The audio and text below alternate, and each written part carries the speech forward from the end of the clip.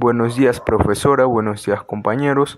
El día de hoy voy a hablar sobre el tema monográfico que he escogido. Mi nombre es Marcos Gabriel Panaifo Rojas, estudiante de la Universidad Nacional de la Amazonía Peruana, de la Escuela de Economía, y como se los mencioné hace un momento, voy a hablar sobre el tema monográfico que he escogido, que es la economía socialista. También hablaré sobre sus orígenes, características, diferentes antecedentes históricos desde su creación y algunos países actuales que mantienen esta ideología, para poder entender un poco más a fondo en lo que se basa la economía socialista. Para comenzar con la exposición, me gustaría que ustedes entiendan de una mejor manera lo que es y lo que significa la economía socialista. En primer lugar, tenemos al término economía, que no es más que el manejo de las actividades productivas de los países y cómo enfrentar las crisis que pueden suceder debido a diferentes aspectos sociales, políticos o culturales. En la economía socialista, el Estado trata de lograr una sociedad igualitaria tanto económica como socialmente, gracias a que es dueño de una amplia cantidad de empresas trabajando a su servicio. Asimismo, es quien controla absolutamente todas las actividades económicas del país. En el sistema socialista, el trabajo del gobierno es indicar los precios y producción, mientras que se trata de mezclarlos con las necesidades del público consumidor. Entonces, la economía socialista es un tipo de organización social que defiende la revocación de la propiedad privada con el propósito de poder alcanzar una sociedad con más libertad, con más justicia y con mucha más solidaridad. Es un modo intermedio entre el comunismo y el capitalismo, lo que quiere decir que es un poco de capitalismo sin tener que llegar al comunismo, con la finalidad de impartir igualdad social y una mucho más justa distribución de bienes. En diferencia al capitalismo, el socialismo cree que la propiedad compartida de los recursos y la planificación centralizada brinda una repartición mucho más justa de los bienes y servicios. En resumen, sostiene que los trabajadores que contribuyen a la producción económica deben esperar una recompensa equitativa y justa. Ahora les hablaré sobre el desarrollo del socialismo. Bueno, para hablar sobre el socialismo tenemos que retroceder en el tiempo, hasta llegar al nacimiento de los conceptos del filósofo griego Platón, el cual mediante su texto La República expresa lo equilibrado de lo justo, así como también lo abusivo e inaceptable de la sociedad. El desarrollo de la economía socialista se encuentra acentuado en el siglo XIX en sí, cuando tanto en América como en Europa predominaba el capitalismo. En ese contexto es que surge el proletariado, que son las clases obreras de todas las industrias, transformándose en un colectivo que promovió los alzamientos sociales y acciones en muchísimas naciones europeas, llegando a ser los más palpables, sucedidos en la Revolución Francesa de 1848 y la Comuna de París de 1871. Para el año 1883, el socialismo ya era conocido mundialmente, diferenciándose por la lucha ideológica que significaba. Entre los años 1889 y 1914, el socialismo se encontraba totalmente establecido en muchísimas naciones, entre estas Austria, Francia y Alemania. Sin embargo, esta ideología dio inesperados resultados en la Revolución Rusa de 1917.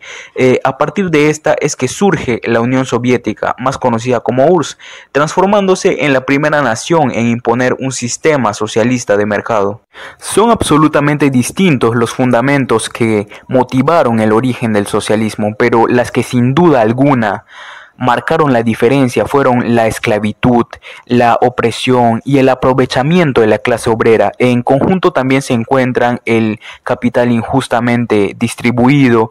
Es ahí donde surge el socialismo, a través de Henry Saint-Simon y Robert Owen en los años de 1930, siendo definida como una comunidad donde se toma la fabricación y suministros de una manera totalmente contraria al socialismo ideal.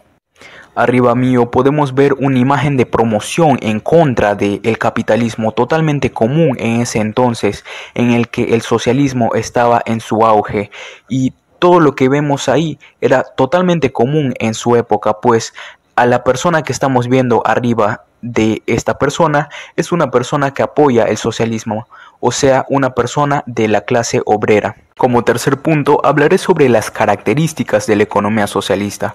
Como sabemos, esta rige en los países donde absolutamente todo el sector económico lo lleva a cabo el Estado.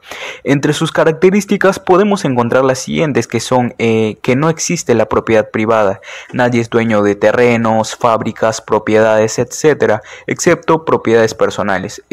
Los medios productivos y lo que produce dinero es propiedad del Estado. La intervención de la nación en la gerencia de la economía y manufactura, siendo el bienestar social, es el objetivo primordial. Indicar los precios de los distintos productos del mercado, ya que muchos de estos son establecidos de manera libre y son totalmente perjudiciales para el consumidor por los precios elevados. Interceder para la preservación de la igualdad tanto económica como colectiva, pretendiendo alcanzar las mejoras sociales. No existen las diferencias sociales, no existen los muy ricos ni los muy pobres, no hay millonarios ni patrones, ni terratenientes ni vaqueros. En el socialismo la nación es la proveedora y esta es la que toma posesión de absolutamente todos los servicios.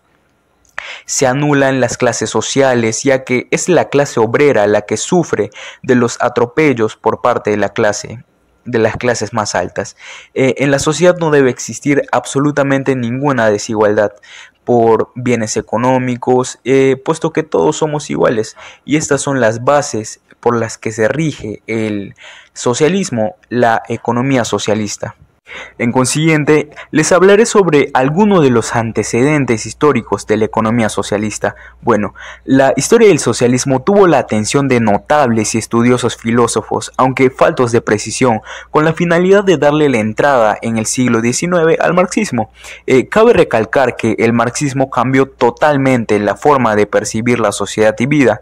Federico Engels le dio al socialismo una teoría uniforme, con pensamiento lógico, justo e intelectual, que pertenece a la apreciación del alemán revolucionario. A partir de ese momento, el socialismo alcanza validez en los diversos partidos políticos, al igual que en distintas sociedades trabajadoras del rubro obrero de Europa.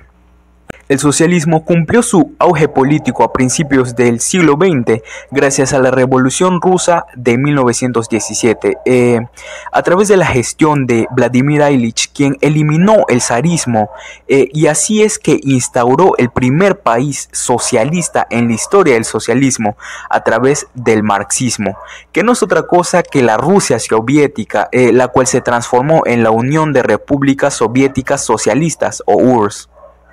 Como segundo antecedente está el inicio de la Segunda Guerra Mundial.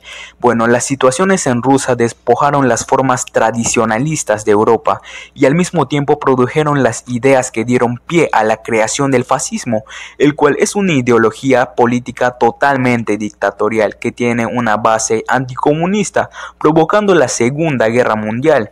Luego de la finalización de esta desastrosa guerra del siglo XX, la sociedad por fin acepta la separación en dos agrupaciones a través de la Guerra Fría, las cuales son el capitalismo y el socialismo. La sociedad se dividió en dos grupos, el grupo capitalista y el grupo socialista.